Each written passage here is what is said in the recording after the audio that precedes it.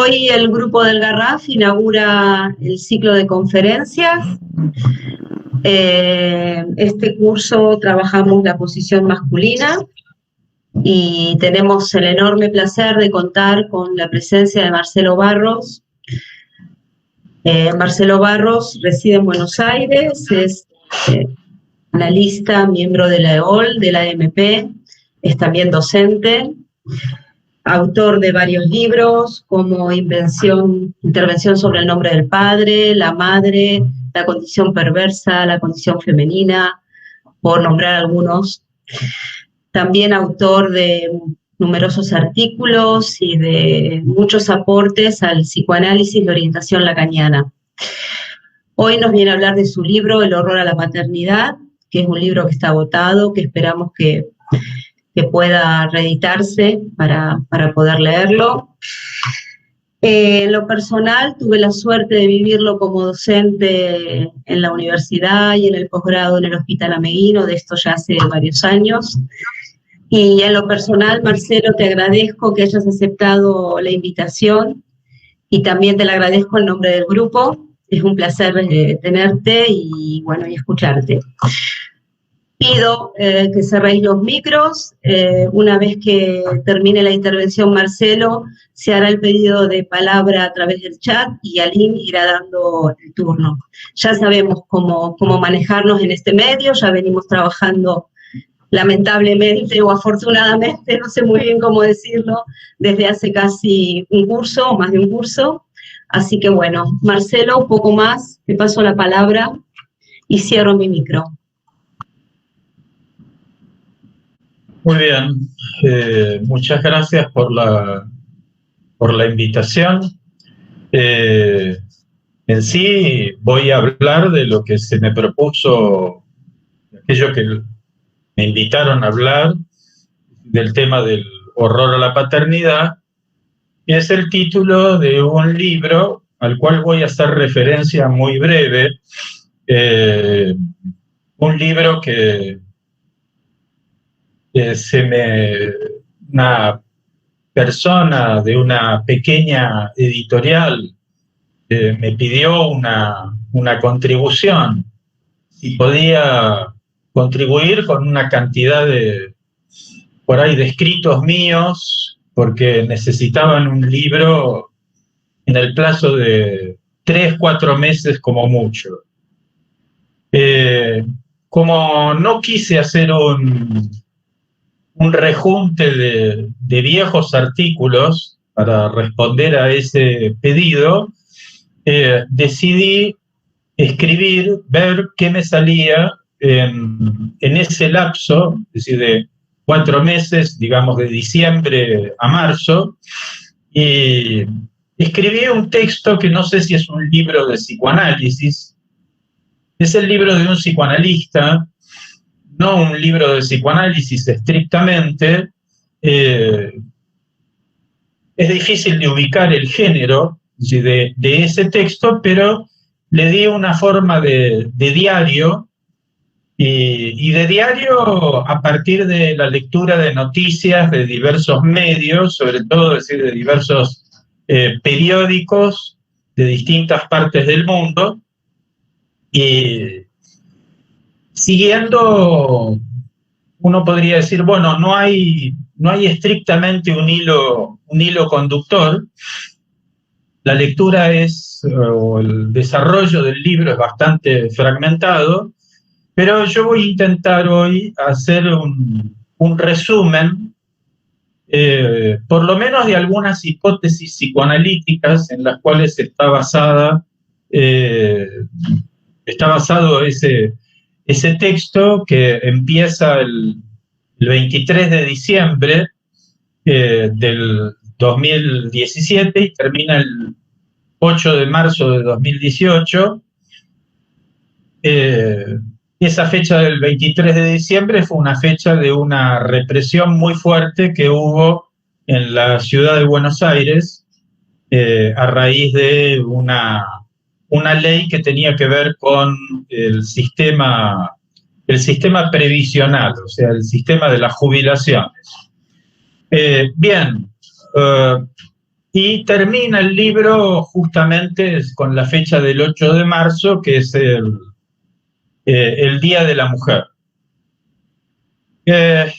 Este texto parte de una hipótesis principal, que es la hipótesis de Lacan sobre la declinación de la imago paterna y la declinación de la función del padre en lo que yo llamo era post-patriarcal. Esto es algo que está retomado varias veces en la enseñanza de Jacques Alain Miller.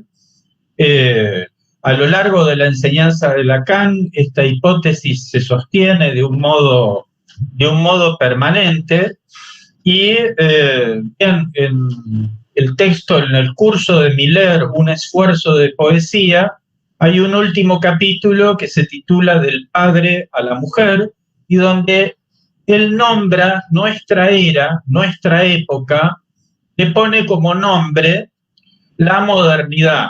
Nuestra época puede ser nombrada de muchas maneras, como posmodernidad, transmodernidad. Perdón, lo saco, Alfredo. Ahí va. Pero Miller lo nombra como modernidad y me quedo con esa nominación.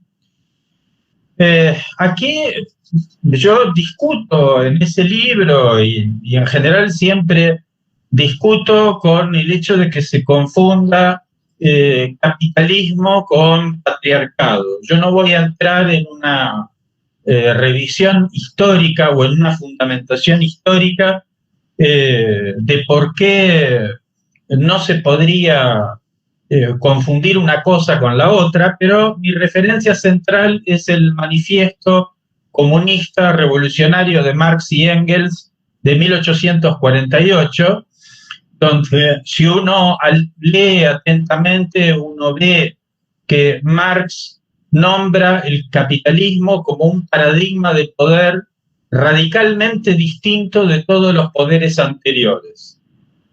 El capitalismo implica una nueva forma de poder, un poder que podríamos decir que es post-autoritario y post-político y post-patriarcal.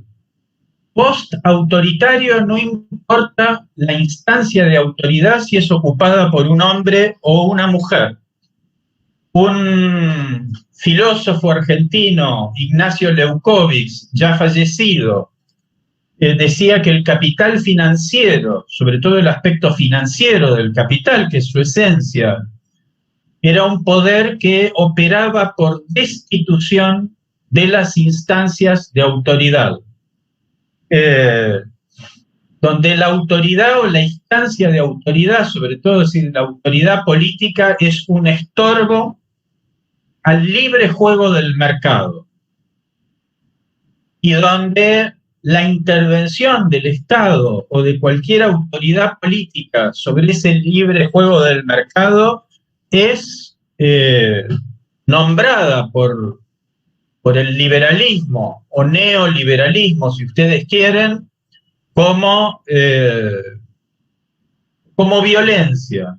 Esto ya está dicho en 1776 por Adam Smith, un padre del liberalismo, en su obra La riqueza de las naciones, donde por primera vez él enuncia la famosa metáfora donde dice que la autoridad política no debe inmiscuirse en el mercado, sino que hay que dejar que los conflictos sean resueltos por la mano invisible del mercado.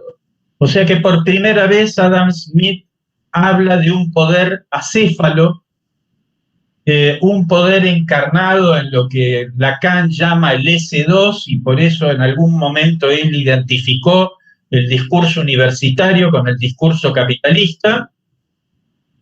Y este paradigma de poder es un poder que hace que la gente funcione según un programa sin necesidad de dar órdenes, sin necesidad del recurso a la autoridad. O sea que se logra una obediencia sin autoridad y además, sin autoridad, las personas obedecen mejor y más eficazmente. Esto ha sido señalado por muchos autores. Bien, esta hipótesis lacaniana de la declinación de la función del padre está unida a la declinación de la posición viril, que es otra hipótesis que está presente en Lacan y también está presente en Miller, específicamente muy desarrollada por él en un artículo que se llama Buenos días, sabiduría, donde habla explícitamente de la decadencia de la posición viril. Acá yo me baso también en un trabajo que presentaron unos colegas de la Escuela Brasilera de Psicoanálisis hace muchos años, donde señalaban la convergencia entre paternidad y virilidad. O sea, paternidad y virilidad convergen, mientras que maternidad y feminidad divergen. Es difícil para una mujer conciliar la maternidad y la feminidad, conciliar la madre y la mujer, mientras que la paternidad y la virilidad tienen una relación de convergencia. Por eso, la declinación de la función del nombre del padre implica una declinación de, llamémosle, lo viril, y no digo que es lo viril. En general, los colegas o la época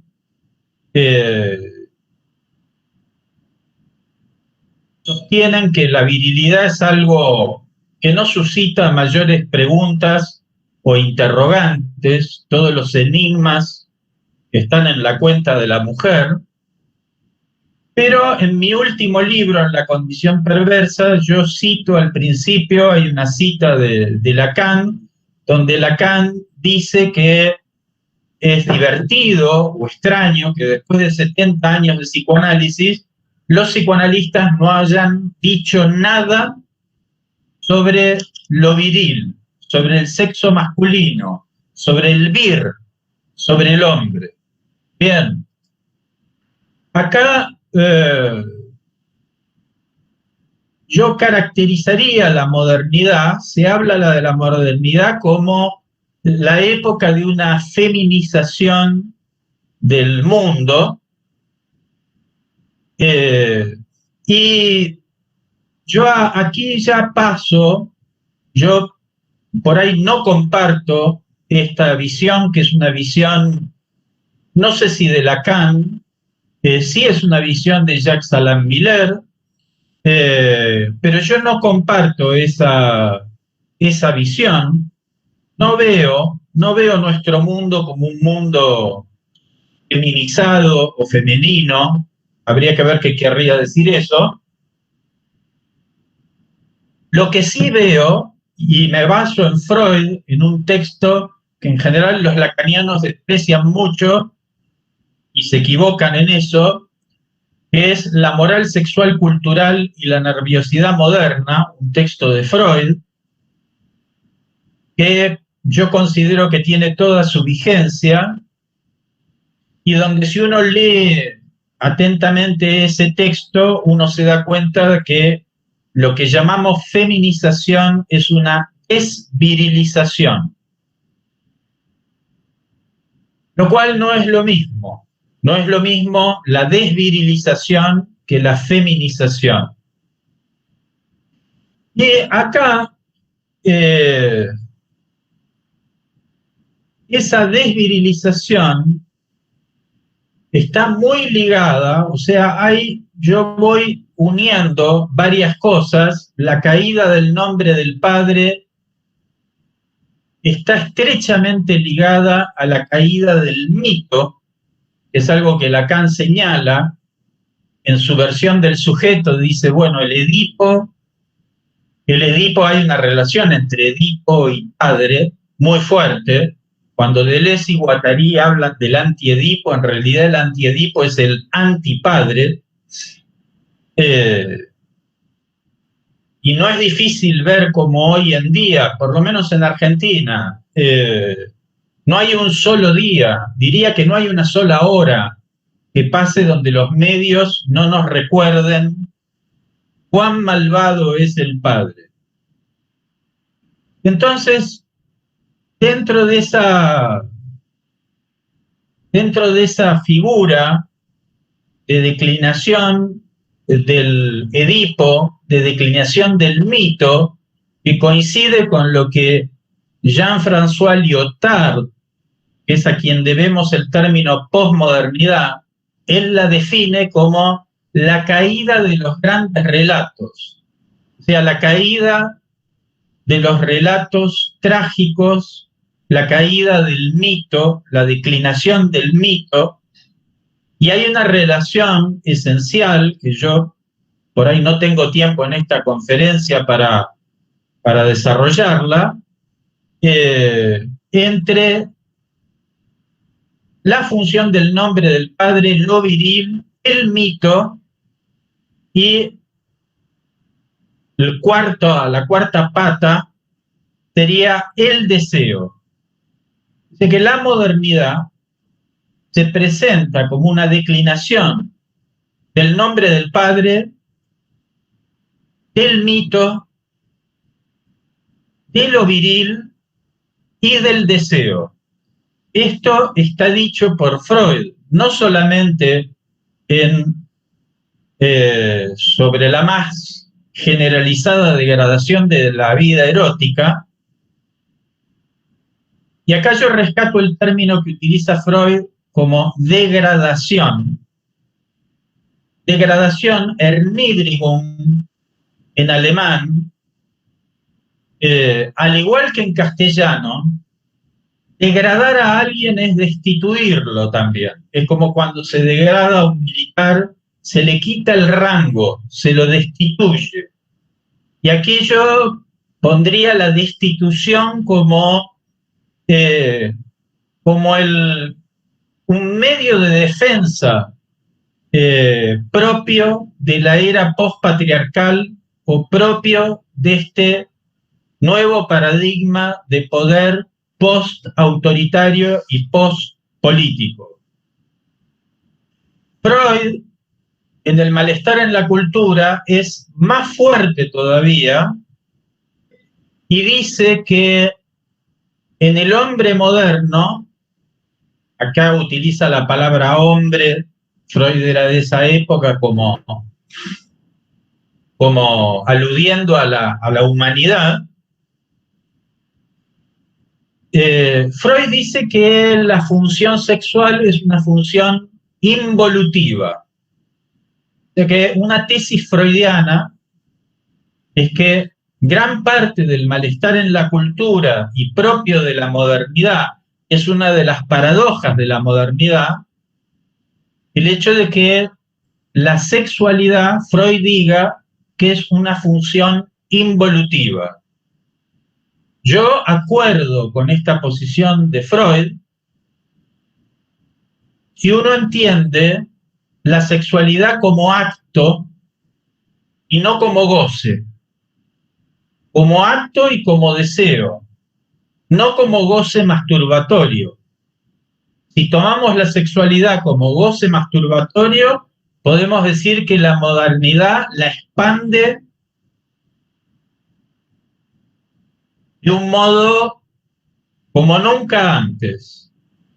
Ahora, si es la sexualidad como acto y como deseo, eso, sin dudas, para mí por lo menos, o para Freud, está en retroceso.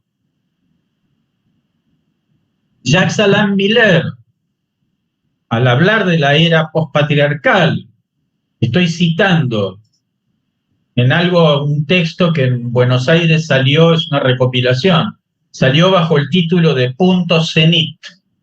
Es una serie de reflexiones de Jacques Alain Miller. Él dice ahí que hoy en día la primacía del padre no es más que un recuerdo. Y acuerdo con él en eso, aunque se podría poner una objeción. Pero en principio acuerdo con él en eso, y él dice que la sociedad patriarcal era una sociedad de la prohibición y que hoy en día vivimos en la sociedad del permiso, que hay un permiso al goce. Y se basa en hechos incontestables, como el hecho de que, bien, por ejemplo, la diversidad sexual, la homosexualidad, para poner un ejemplo entre otros, bueno, no está tan perseguida como lo estaba antes. Él señala una cosa que es cierta, no sé si lo señala él o es mi colega Silvia Tendlers la que lo señala, que la homosexualidad en el estado de Texas era considerada un delito hasta el año 2003, creo, o por ahí. O sea, hasta ya entrado el siglo XXI, en los bordes del siglo XXI, la homosexualidad era considerada como un delito. Bueno, por lo menos a nivel de las leyes, es cierto que vivimos en una sociedad del permiso. En este momento se está debatiendo en Argentina la despenalización del aborto, que ojalá, mi postura personal, yo estoy por esa despenalización y ojalá esta vez se consiga ese objetivo, ese derecho que entiendo que muchos discuten por motivos religiosos u otros, pero que muchas mujeres reclaman. Y reclaman con justicia, a mi modo de ver.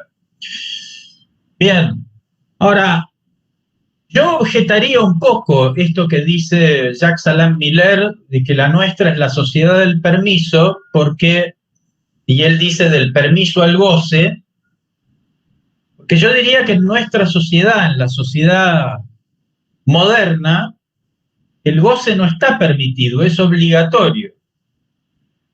Es obligatorio y es obligatorio porque forma parte del aparato de poder.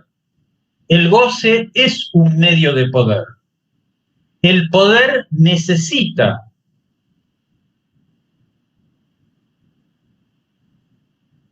sobre todo al varón, lo necesita masturbador, lo necesita dormido, lo necesita, como decimos en Argentina, pajero. El poder necesita que los hombres, sobre todo los jóvenes, consuman y que estén embotados por el consumo, que no despierten, que no se rebelen. Muy bien. Entonces, esta declinación del deseo como acto, además, es cada vez más vista. En el nivel pedagógico es claro ver cómo el llamado trastorno de atención generalizada predomina más que nada, por lo menos en Argentina, en los varones, y donde, si leyesen a Freud, sabrían que los trastornos de aprendizaje del varón tienen que ver siempre con la rebelión al padre, con la resistencia a ocupar una posición de pasividad frente a la autoridad del otro, autoridad del otro que puede estar presente en un libro. No hace falta que haya un educador presencial. Hoy en día ya nadie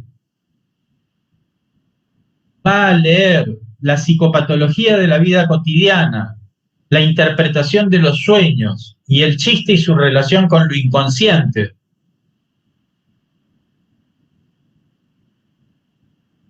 Que son obras canónicas de Freud.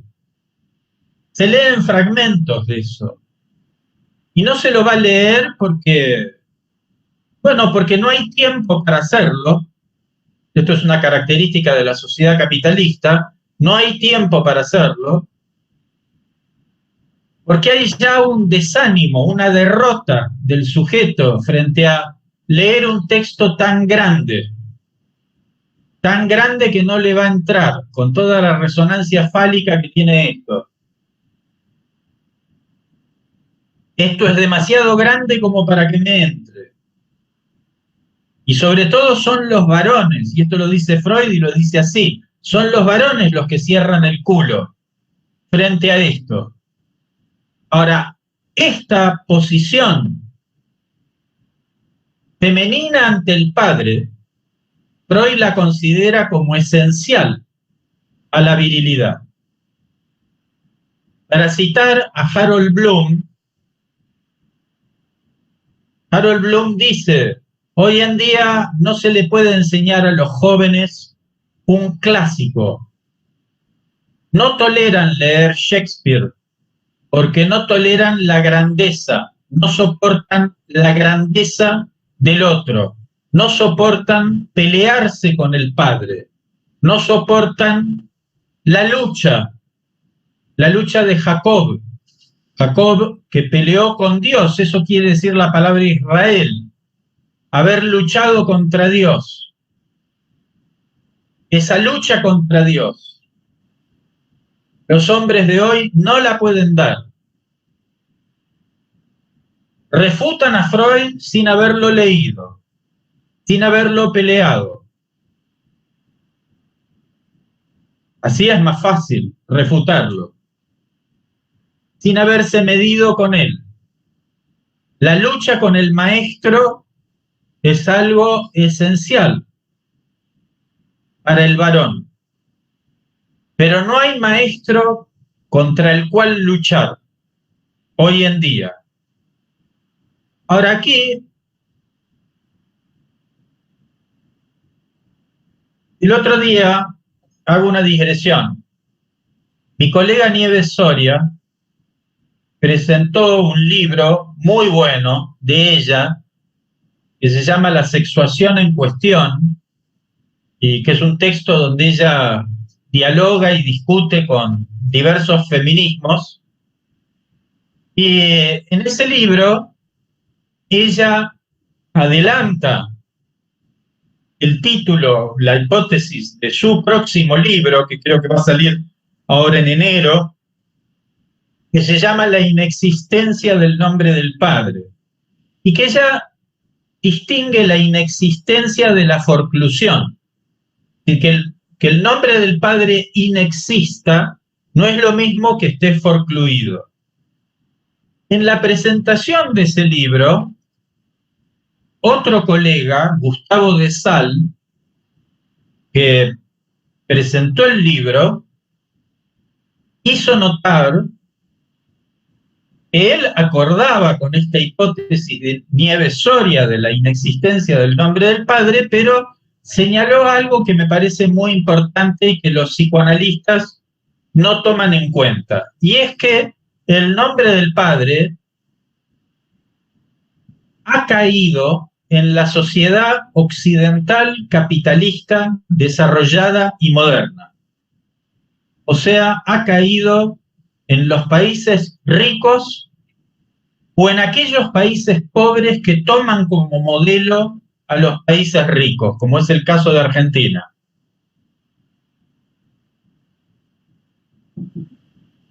Y él decía que en otras regiones del mundo el nombre del padre sigue estando vigente. Esto es algo que dijo mi colega Gustavo de Sal. Yo aquí aprovecho esto para decir algo que está dicho en mi libro y que está dicho en varios textos míos, y es que cuando hablamos de la época o hablamos del mundo, lo hacemos con cierta soberbia, los psicoanalistas. Nos creemos que el mundo es el barrio de la Recoleta o el 6e arrondissement de París. Y el mundo es más grande que eso. El mundo es más grande que Europa y que los Estados Unidos, o que las grandes ciudades, o que las grandes metrópolis. Como dice Jacques Lacan en RSI, y tanto que hablan los lacanianos de la orientación a lo real, deberían saber, si le hacen caso a Lacan, que lo real no es un todo, y que por ende no deberíamos hablar de el mundo o de la época, porque cuando hablamos de la época, uno dice, bueno, la época es la misma en Barcelona, en Buenos Aires o en Uzbekistán. ¿Es la misma época? Cronológicamente sí.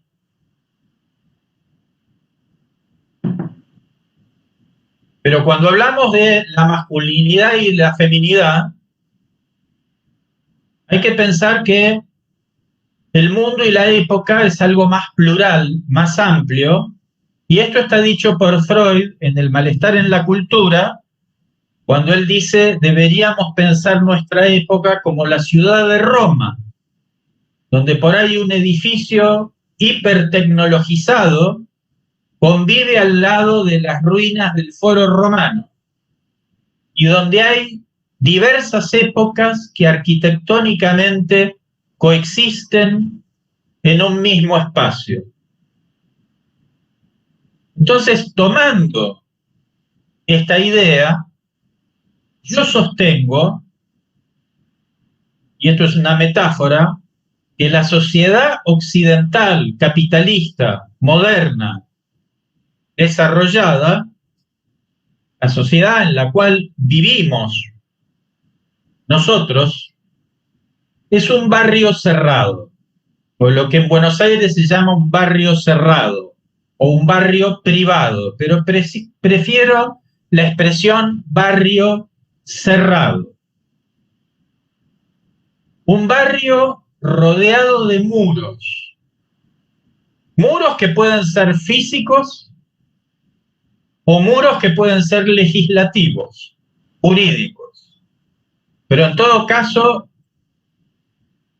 y en esto sigo a Lacan, Lacan sostiene que contrariamente a lo que pensaría el sentido común progresista, la modernidad, dice Lacan, va a traer más segregación y más racismo que antes, lo cual es una paradoja, porque supuestamente si el padre ha caído, deberíamos esperar menos segregación, menos racismo, y no más. Pero Lacan sostiene eso, y yo creo que Lacan tiene razón. Entonces hay una realidad muy distinta según de qué lado del muro de ese barrio cerrado se esté.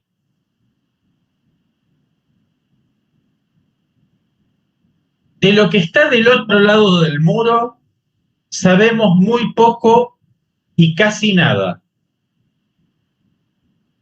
Del otro lado del muro están los bárbaros. Utilizo este término despectivo deliberadamente no para insultar a esas personas, sino para nombrar cómo esas personas son pensadas por los que están adentro del barrio cerrado, incluso si son progresistas, todavía más. Porque esos hombres que están del otro lado del barrio cerrado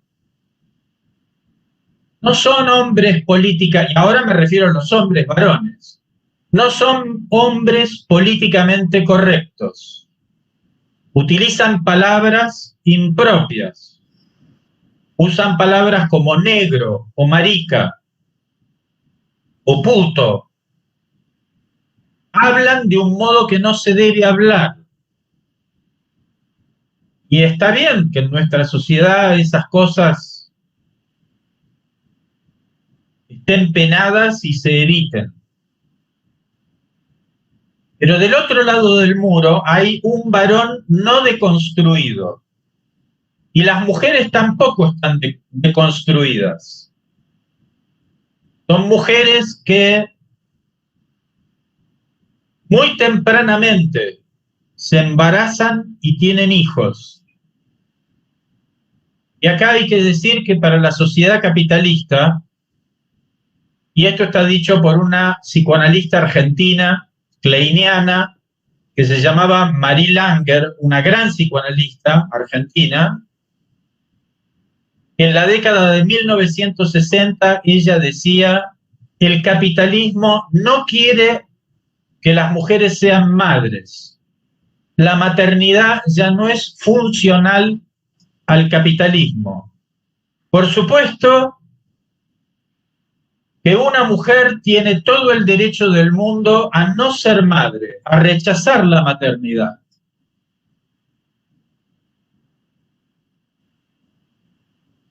Por supuesto que vendría bien sacarles a las mujeres la presión terrible que han sufrido siempre por parte de la sociedad patriarcal y tradicional, de empujarlas hacia la maternidad. Ahora, el hecho de que una mujer decida no ser madre, hoy, eso hace 100 años atrás era un acto revolucionario. Hoy Marie Langer dice: no lo es. En todo caso es una mujer que ejerce un derecho, pero no se convierte en Rosa Luxemburgo porque decidió ligarse las trompas a los 20 años, como hace poco salió en un diario de la ciudad de Buenos Aires, la entrevista a una chica de 20 años que se ligó las trompas. Y hay que decir también que en la ciudad de Buenos Aires hubo un aumento, no tengo las cifras acá, un aumento muy importante del porcentaje de varones, y sobre todo varones jóvenes, varones de 18 años, que se hicieron la vasectomía, o sea que renunciaron quirúrgicamente a la posibilidad de, no la posibilidad de ser padres, sino a la posibilidad de engendrar. La posibilidad de engendrar. Muy tempranamente. Bien. Eso es un derecho también. Pero hay que ver si eso es algo realmente revolucionario o disfuncional al sistema capitalista. Volviendo a esto del barrio cerrado, yo diría, y tomando un poco esto de la inexistencia de la cual hablaba Nieves Soria, lo viril es algo empujado hacia los márgenes. Lo viril es algo que resulta cada vez más difícil de ser procesado, pensado, simbolizado por el sujeto de la modernidad.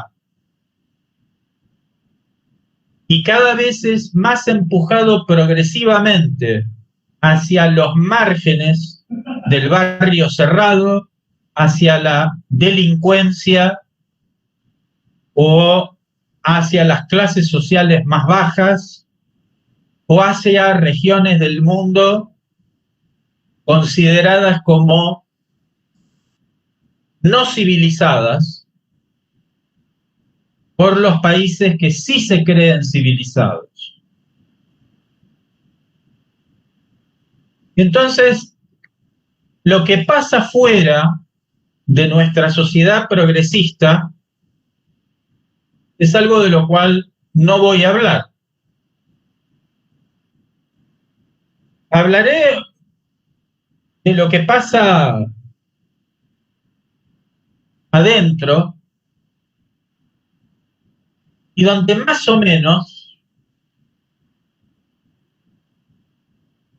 lo que hay por lo pronto es una exacerbación de la noción de violencia.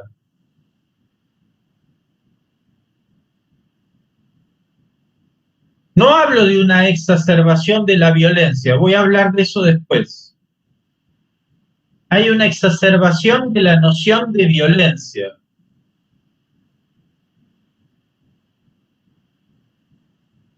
Porque el tema es que, sin dudas, un hombre que golpea a la mujer es un hombre que ejerce violencia, un hombre que mata a la mujer es un hombre que ejerce violencia, pero uno ve cada vez más que también se considera violento una proposición sexual cualquiera, que no necesariamente tiene que ser obscena, puede ser una proposición sexual que no tenga nada de obsceno. En los colegios secundarios hay páginas destinadas a el escrache de varones, o sea, hay páginas específicas para que las chicas del colegio denuncien mediáticamente a sus compañeros varones, estoy hablando de menores de edad, de un lado y del otro, donde a veces el acto de violencia es un acto de violencia, a veces es un abuso sexual, el hecho de que el sujeto toque a la mujer sin su consentimiento, o la porno venganza que suba a las redes, es una forma del alarde masculino, subir a las redes una escena sexual con la chica. Pero la noción de violencia se va extendiendo a, por ahí, lo que se llama en Buenos Aires clavarle el visto al mensaje de la chica, no responderle el mensaje. Eso es visto como calificado como violento, o una proposición, y esto doy un caso real: me gustás, quisiera salir con vos, y esto es denunciado como violencia. Bien. O donde llega un momento de cómo el hombre se sienta en el metro con las piernas abiertas, que obviamente puede ser un acto narcisista, egoísta, maleducado, descortés. Pero hay una teoría, que es lo que yo llamo la teoría del continuo, establece una continuidad entre sentarse con las piernas, las rodillas abiertas en el metro y el femicidio. Como que habría una imbricación muy sutil que lleva de reírse con un chiste obsceno de contenido sexual hasta el femicidio. Lo cual lleva a una especie de neopuritanismo, y de un neopuritanismo particularmente ensañado con el falo. Y esto es algo que se traslada al psicoanálisis mismo. donde al día de hoy hay colegas que están proponiendo reemplazar la palabra falo por alguna otra, como es una función que no tiene que ver con el órgano, es una función significante, le podríamos dar otro nombre que no tenga esa resonancia carnal que lo liga al órgano viril. Bien, les deseo suerte a esos colegas que están bregando por ese cambio.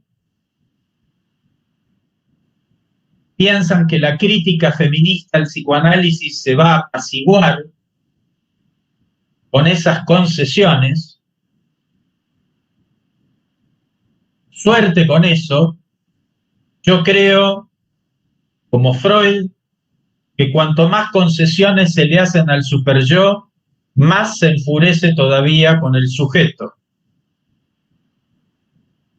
Entonces, hay una coincidencia de la época de la victimización generalizada, porque todos somos víctimas,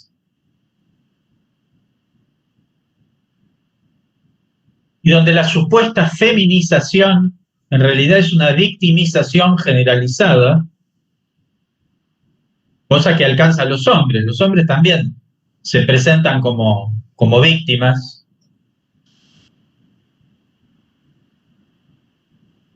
Recién, por ejemplo, doy un ejemplo, la muerte de Maradona trajo problemas sobre todo en las filas del feminismo. Y hay algunas referentes feministas. Nombro a Mariana Carvajal, que es una feminista muy importante, que escribe en un diario Página 12 de la ciudad de Buenos Aires, y que ella homenajeó a Maradona y recibió una andanada de críticas de cómo ella podía defender a ese machista, bueno, toda una serie de críticas, quizás justificadas o justificables, y donde ella termina hablando de esto del neopuritanismo, nombra a cierto sector del feminismo como Inquisición, lo nombra así, pero termina, para mí, lamentablemente, tratando de exculpar a Maradona, nombrándolo como una víctima del patriarcado. Claro, el diario para el cual ella escribe es un diario progresista, y como Maradona ha sido también una figura política y odiada por los liberales en la Argentina y por las clases altas, y venerada como un ídolo popular y muy ligado a la causa popular, entonces la cronista del diario se hallaba en dificultades, entonces había que salvarlo de alguna manera, y se lo salva nombrándolo como víctima. Él también fue víctima del patriarcado. Ahora, acá yo cito a Elizabeth Rudinesco, que me parece que tiene un gran acierto al decir que en la sociedad liberal, dentro del barrio cerrado, el odio al otro se enmascara como compasión hacia la víctima. La compasión hacia la víctima es la expresión progresista y políticamente correcta del odio al otro. Entonces, compadecemos al otro.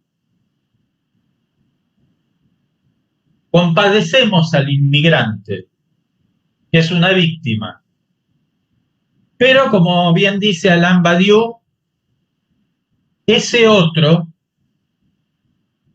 lo aceptamos, o decimos que lo aceptamos, los civilizados, o los que nos pretendemos civilizados, lo aceptamos siempre y cuando sea un buen otro.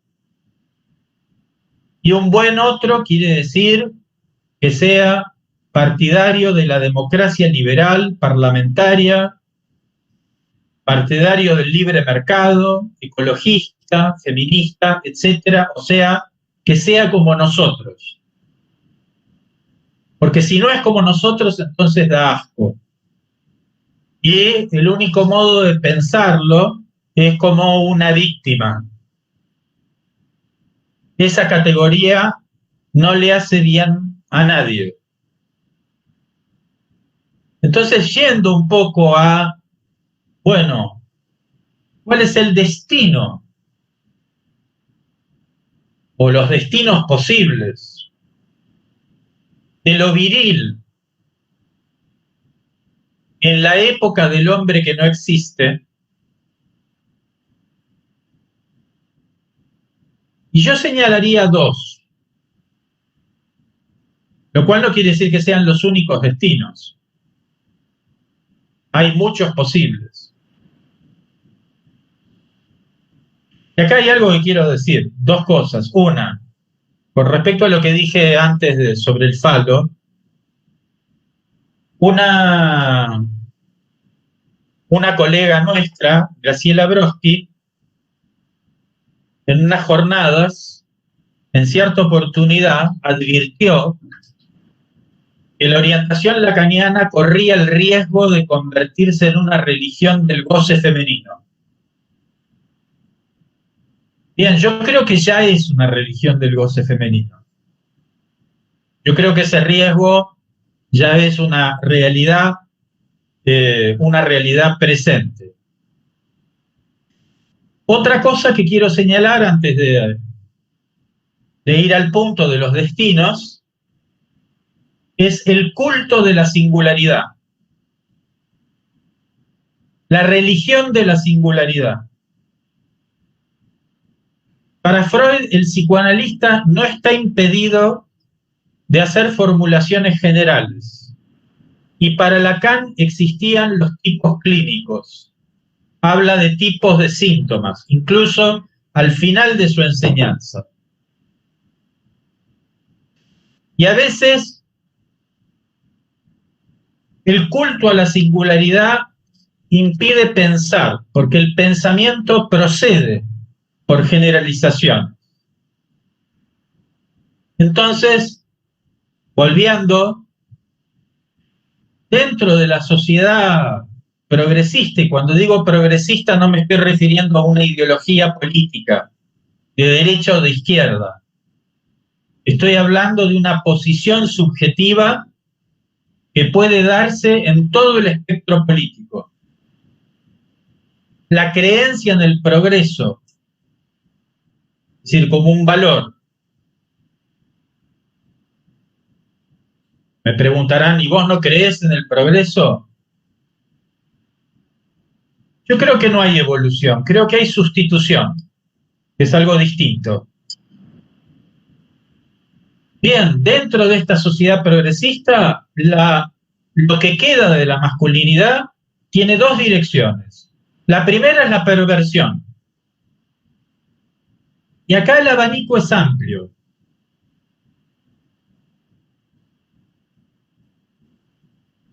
Porque puede ir de formas violentas de la perversión a formas no violentas de la perversión. Pero la perversión es un destino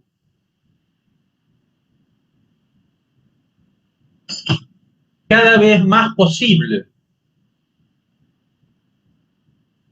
para el sujeto. Y esto es lo que dice Lacan de Juanito, por ejemplo.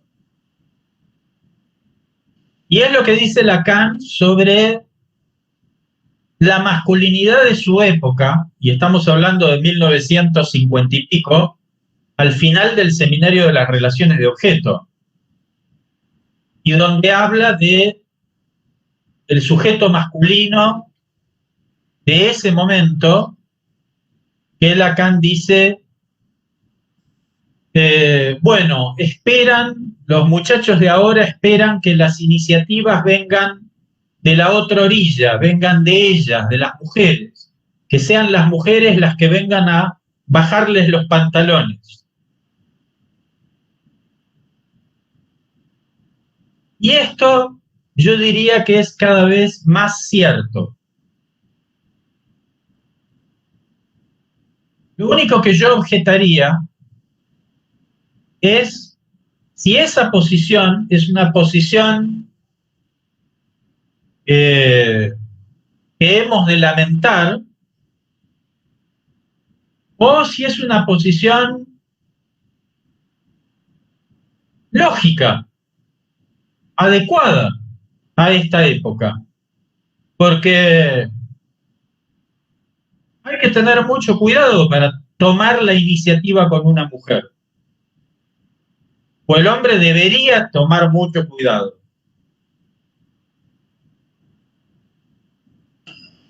Y donde cada vez se hace más difícil que el varón tome una iniciativa con una mujer. Por supuesto que hay muchos modos no violentos, no agresivos de tomar la iniciativa. Por supuesto, es perfectamente posible. Pero hay un clima, por lo menos hablo de lo que se vive en Buenos Aires,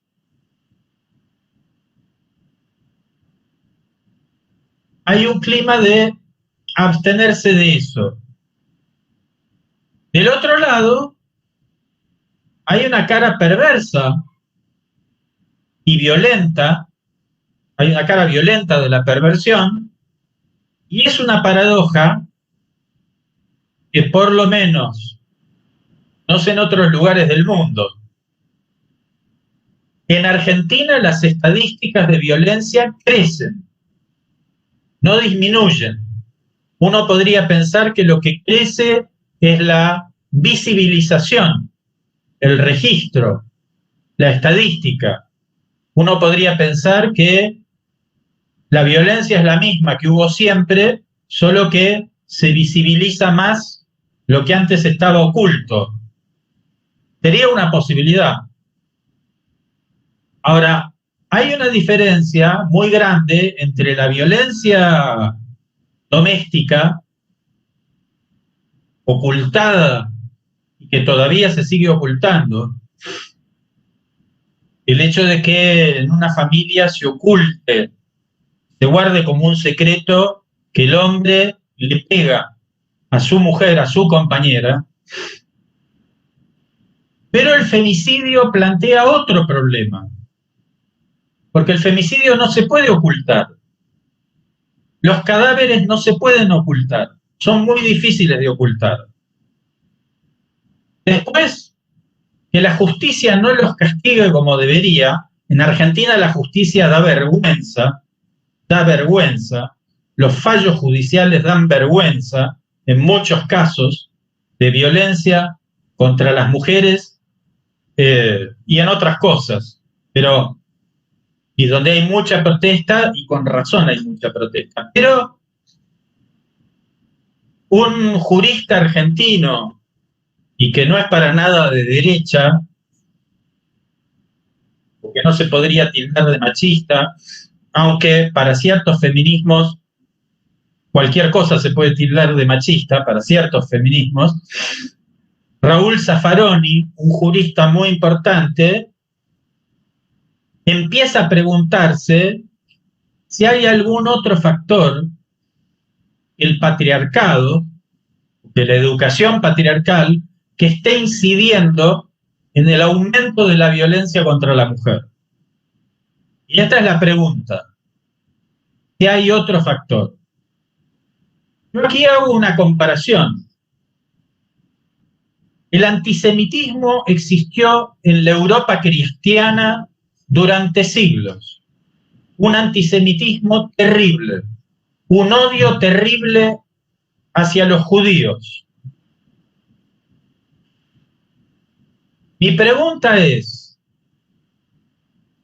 ¿el Holocausto fue una continuación de ese odio tradicional, religioso, patriarcal hacia el judío o implicó la incidencia de un factor nuevo.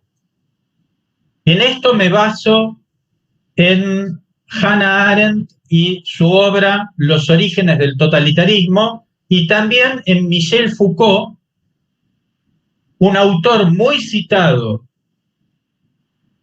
por el feminismo y que a veces creo que ciertas feministas deberían leer a Foucault.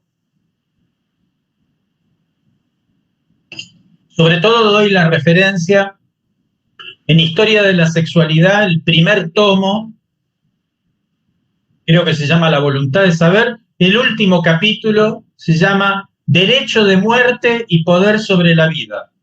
Ahí él muestra de un modo inmejorable, a mi modo de ver, la diferencia entre los dos paradigmas de poder.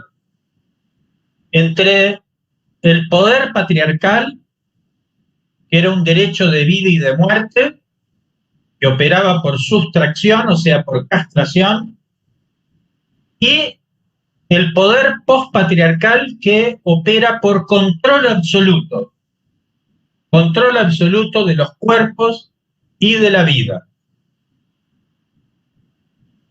Bien, la perversión, la violencia. Doy un ejemplo tonto, ¿no? Se dice, por ejemplo, que un modo de evitar la violencia en los varones sería hacerlos jugar con muñecas, por ejemplo. Y puede ser, está bien, es de construir estereotipos, perfecto. Ahora hay que ver qué sale de esto. Porque por ahí puede seguir jugando con muñecas de grande, ese chico. De hecho, hay muchos varones hoy en día, no sé si saben, que hay prostíbulos de muñecas sexuales. Muñecas y muñecos, son mayormente varones los que consumen eso. Por ahora son muy caras las muñecas sexuales. Pero algún día se va a encontrar algo más y donde la satisfacción virtual de la sexualidad, acá utilizo la palabra perversión en un sentido amplio, ¿no? Como la constitución fetichista del objeto. Bien, esa es una orientación. La otra orientación, quizá más interesante, que debe el título El horror a la paternidad, es el repliegue.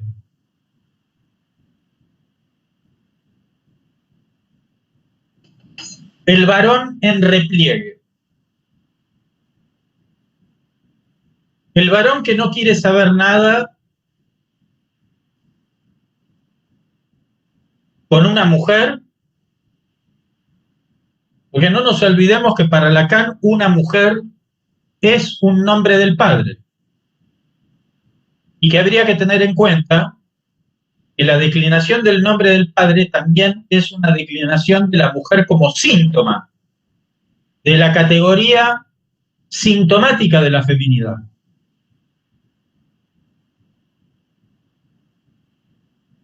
Y el varón moderno no quiere guerra. Es un objetor de conciencia. No va a matar a nadie.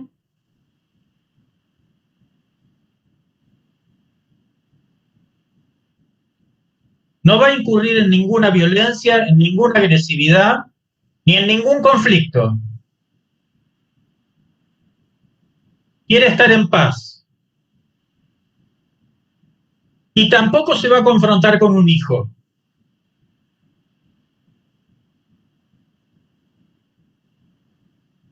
Esto, el rechazo del matrimonio, es algo que va en aumento. Y está dicho por Lacan en televisión, cuando cita la frase de Duchamp, cada vez son más los que se preparan solos su chocolate.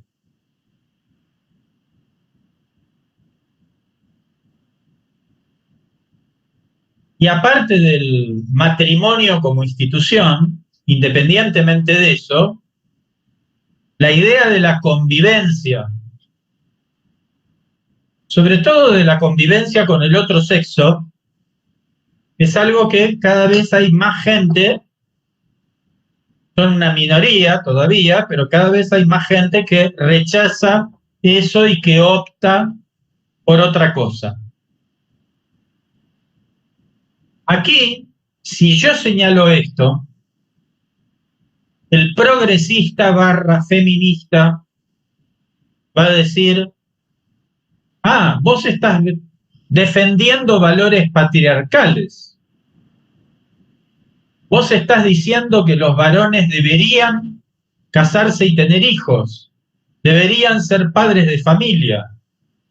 En ningún momento de esta conferencia ni de mi libro yo formulo un disparate semejante, porque sería un disparate.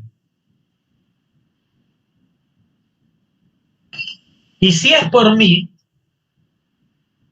que hagan lo que quieran. Y si es por mí, no voy a extrañar para nada la desaparición de la familia patriarcal, matriarcal o lo que sea. Sin contar con que los intentos por suprimir esa familia no son modernos, es algo viejo esto.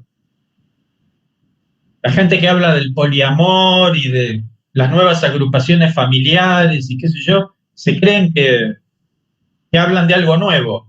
Cuando uno desconoce la historia, es muy fácil encontrar cosas nuevas.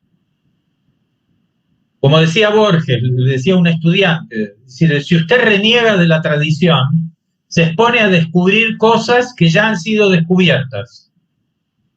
Es muy fácil descubrir cosas nuevas cuando uno ignora o desprecia el pasado, que tiene que ver con el desprecio al padre, que tiene que ver con el desprecio a nuestros mayores, como decía Borges. Entonces, yo no veo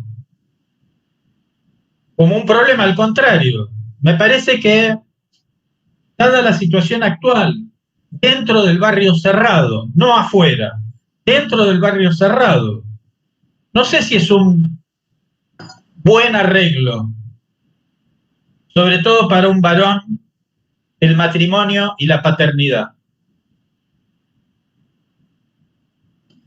Y jamás se me ocurriría calificar eso como inhibición o neurosis. Que un varón rechace la paternidad o el matrimonio. En algún momento se va a plantear el problema del derecho del hombre a no tener hijos. Se va a plantear ese problema.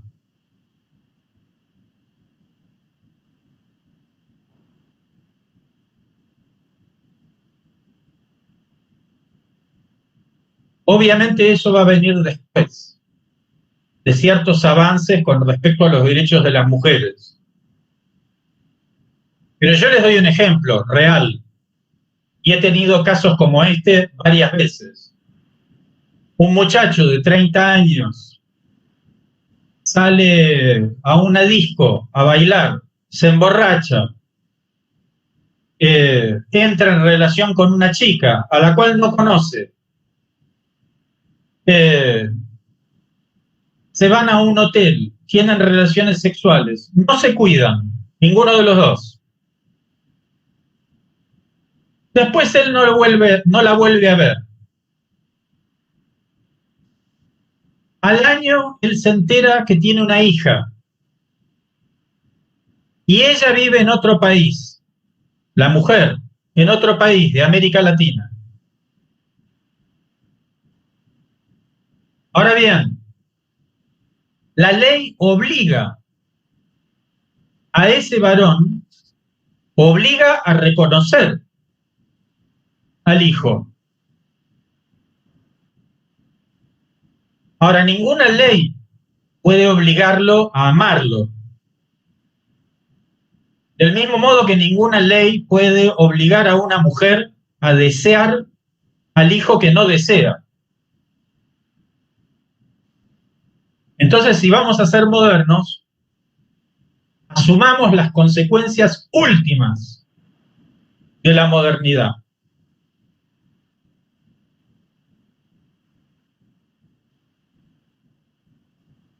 El otro dato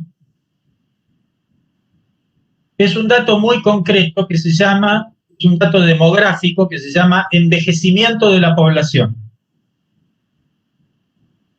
Es un fenómeno nuevo, enteramente nuevo, propio de la sociedad capitalista y de los países desarrollados, sin precedentes, nombrado por primera vez en 2010 por un informe de las Naciones Unidas. Y es que el equilibrio de nacimientos y muertes, que siempre se mantuvo estable, se desbalanceó. La gente cada vez vive más y hay cada vez más ancianos y cada vez hay menos nacimientos. ¿Hemos de lamentarlo? No, yo describo un hecho, no lo valoro. Pero da para pensar el hecho de que reproducirse sea un acto cada vez más de bárbaros, de gente incivilizada. Son ellos los que se reproducen. Y para terminar, se habla mucho de las revoluciones de la estructura familiar, pero yo no me voy a sorprender. Yo la verdad, esta época me aburre bastante. Me voy a sorprender el día que el ideal monogámico caiga.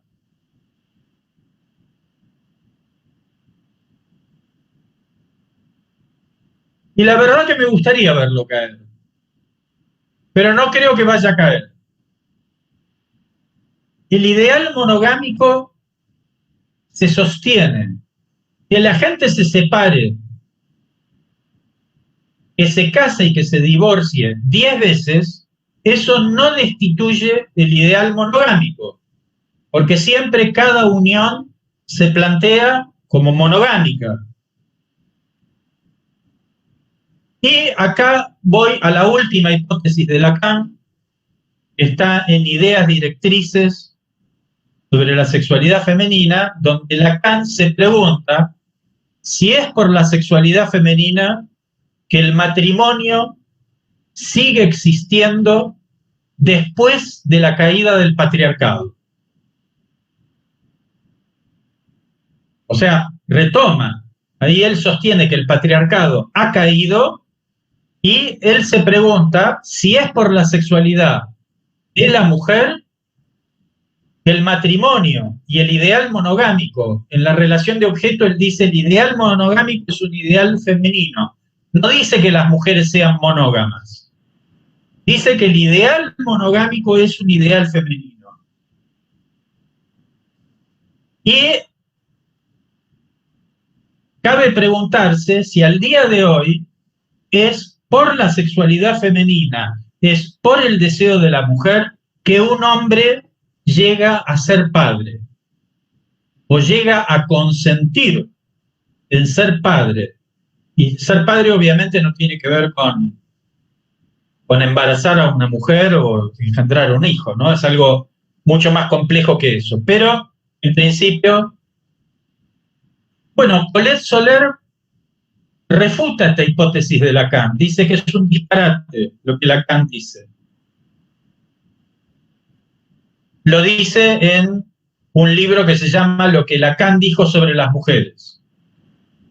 Ahora, en ese mismo libro, Colette Soler misma dice que el ideal monogámico es un ideal femenino. O sea que Colette Soler misma se desdice a sí misma en ese mismo libro. Y acá termino con una cita no una cita, sino una referencia a Otto Gross, que es un psicoanalista poco conocido, es un maldito del psicoanálisis, que fue una figura importante dentro del movimiento anarquista, más conocido por los anarquistas que por los psicoanalistas. Ahora se lo conoció un poco en esta película que hizo Cronenberg sobre un método peligroso, y es una película que me demuestra que ningún norteamericano puede leer a Freud. Así como Dalí decía que ningún ruso puede pintar, bueno, ningún norteamericano puede leer a Freud. Pero aparece Otto Gross, es decir, en la película, obvio estoy diciendo esto irónicamente, ¿no? Es decir, un chiste. No es imposible que un norteamericano pueda leer a Freud. Pero Otto Gross decía que la homosexualidad del varón era la posición de un objetor de conciencia. Otto Gross decía: disculpen que lo diga brutalmente, lo digo en argentino, cogerse a una mujer es un acto de violencia.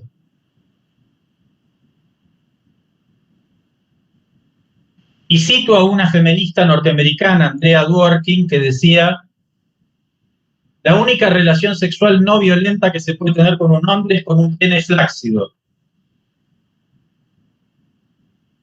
Andrea Dworkin. Estoy siendo sucio en citarla a ella. En general, los antifeministas la citan. No creo que esa posición sea representativa del feminismo, para nada.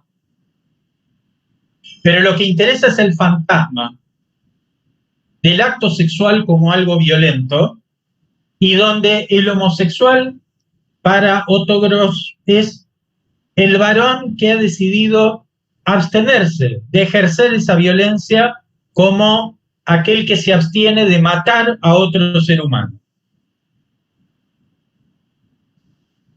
Y en ese sentido, la modernidad promete cada vez más objetores de conciencia. Bien, con esto termino mi exposición.